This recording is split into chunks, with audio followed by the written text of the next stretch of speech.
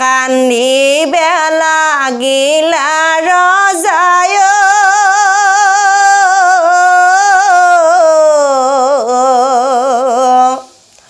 ভাগ্য কাধি আই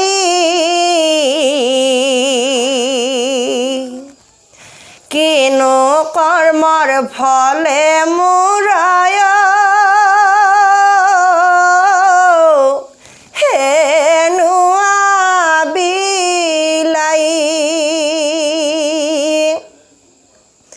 কৈত ৰৈলা ভাৰ্যা পুত্ৰয়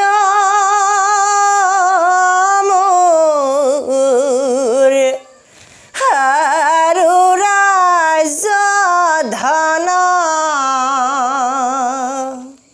মোৰ সমান মহাপাপীয় নাই ত্ৰিভুৱন। আপোনালোকে চাই আছে ভিলেজ অন্য যি ভিডিঅ'লৈ আপোনালোকক স্বাগতম জনাইছোঁ। আজি আমাৰ মাজত আছে সদৌ অসম ডাঙৰ নাম সংঘৰ জনপ্ৰিয় পাঠিকা মাননীয়া নমিতা কলিতা বাইদেউ। বাইদেউ ভালনে? নমস্কাৰ, ভালে দিয়ক, ভালে আছোঁ। আপোনাৰ পৰিচয়টো ৰাইজক জনাব। মোৰ পৰিচয়, মোৰ নাম শ্ৰী নমিতা কলিতা, গাঁও লাচি বিষ্ণুপুৰ, চুপা খলিয়ামাৰী, ডাকঘৰ গোপালপুৰ, জিলা কামৰূপ অসম। বাইদেউ আপুনি নামৰ মাজত কেতিয়াৰ পৰা আহিলে? নামৰ মাজত প্ৰায় সৰুৰ পৰাই আহিছোঁ, তৃতীয় শ্ৰেণীৰ পৰা। মানে বেলেগ এটা দলত গৈছিলোঁ আৰু পালি হিচাপে। তাৰপিছত ক্লাছ 6ৰ পৰা নিজে শিকিছোঁ। প্ৰথমতে আপুনি পালি হিচাপে নামত হয় হয় অংশগ্ৰহণ কৰিছিল। হয়। পিছত আপোনাক পাঠিকা হিচাপে কোনে আনিলে?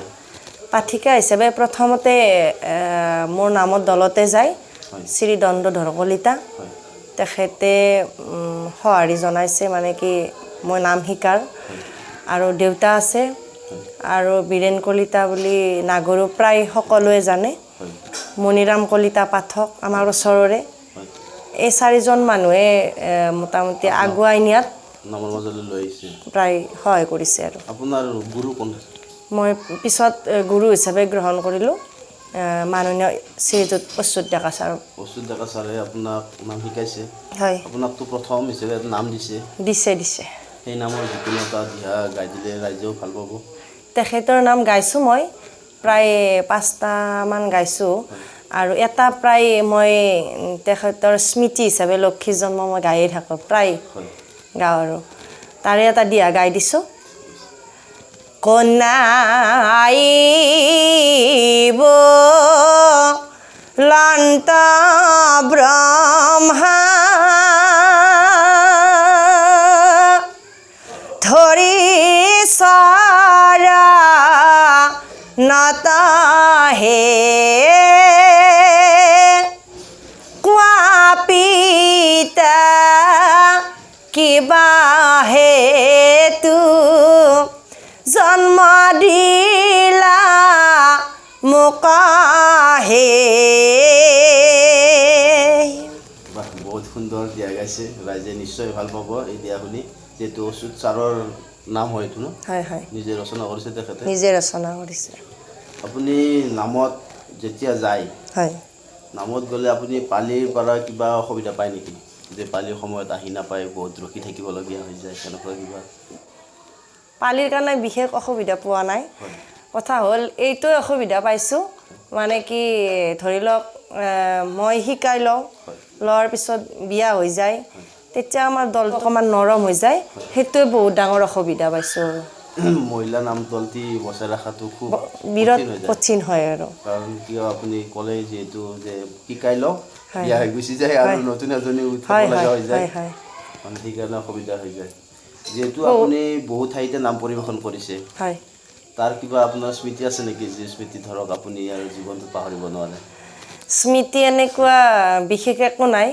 কথা হ'ল এদিন মই নাম গাব যায়ো গাব নোৱাৰিলোঁ।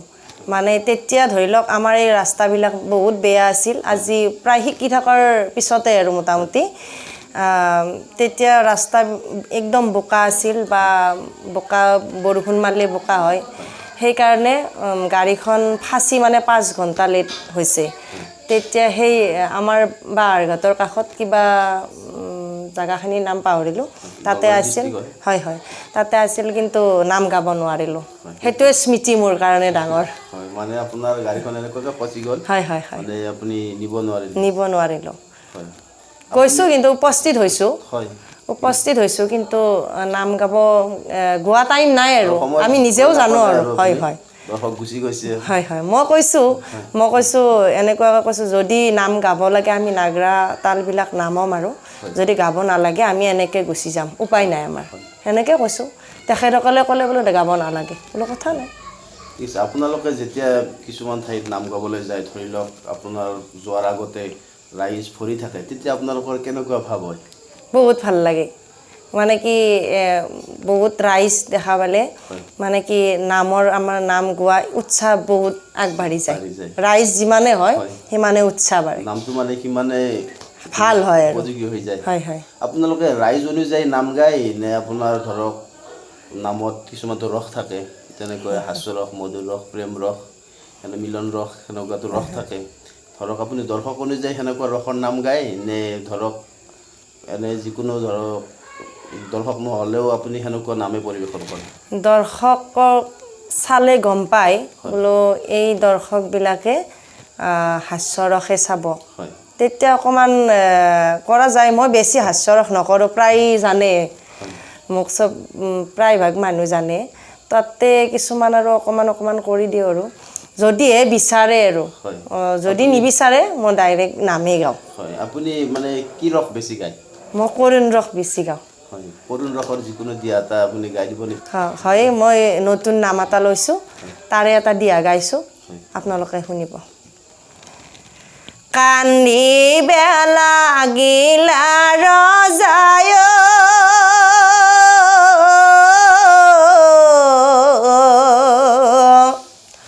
ভাগ্য কাধি আই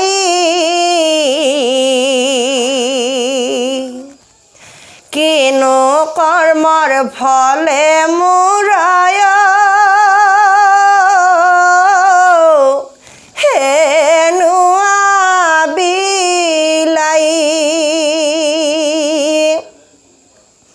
কৈত ৰৈলা ভাৰ্যা পুত্ৰয় মোৰ আৰু ৰাজ্য ধন মোৰ সমান মহাপাপীয়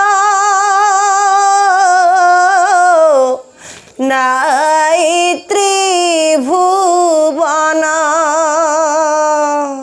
সেইটোৱে নমস্কাৰ দিয়া গাইছে আপুনি নাম বহুত বাণীবদ্ধ কৰিছে হয় হয় আৰু নতুন বাণীবদ্ধ কিবা কৰিম বুলি ভাবি আছে নেকি আপুনি মনতে নতুন নাম এটা আনিছোঁ ৰিহাৰ্চল চলি আছে মুকুল চক্ৰৱৰ্তী দাদাৰ পৰা আনিছোঁ ৰচনা কৰা শতধন্য ৰজাৰ সাপৰ মুক্তি সেইটো নাম এইবাৰ আপোনালোকৰ আগত গাম বুলি ভাবিছোঁ আপোনালোকে আঁকোৱালি ল'ব আৰু আপুনি মই শুনিছোঁ আপুনি বহুত তালৰ নৃত্যও কৰে আৰু আপুনি বোলে বহুত ডাঙৰ তাল বজায় বহুত ডাঙৰ তাল যে বজায় ডাঙৰ তাল বজোৱাৰ কিবা আপোনাৰ ইণ্টাৰেষ্টিং কিবা আছে নেকি ইণ্টাৰেষ্টিং মানে হেৰি মই সৰুৱে মাৰিছিলোঁ তাৰপিছত তাৰমানে বছৰে ভাবিলোঁ সেইযোৰা মাৰি চাম ডাঙৰযোৰা মাৰি চাওঁ কেনে লাগে সেইযোৰা মাৰি সৰুযোৰ ল'ব নোৱাৰি তাৰপিছত আকৌ তাৰমানে ডাঙৰহে লাগে এনেকুৱাকৈ যাই এতিয়া মোটামুটি 22 পৰ বজাওঁ আৰু